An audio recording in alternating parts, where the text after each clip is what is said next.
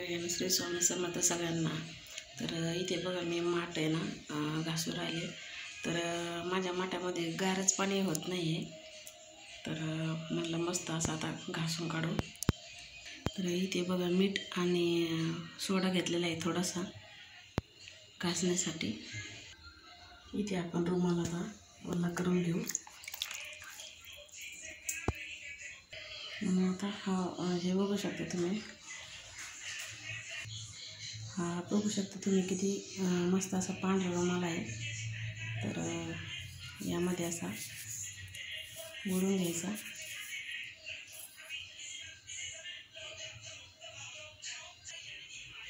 आणि मस्त असा घासून घ्यायचं बघा।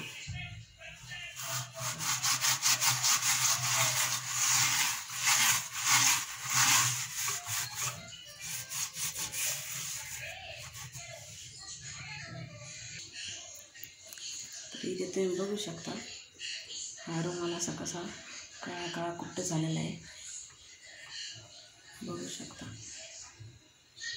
तर सगळी घाण त्याची निघालेली आहे आणि अशा पद्धतीने जर तुम्ही माठ घासलं ना तर मस्त असं गार पाणी होतं।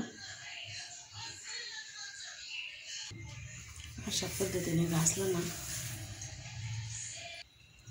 अशा पद्धतीने जर घासलं ना तर मस्त असं गार पाणी होतं।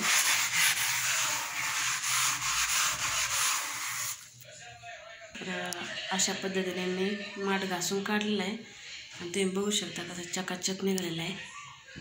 तर अशाच पद्धतीने माठ मी घासत असते आणि मस्त असं गार पाणी होतं बघा।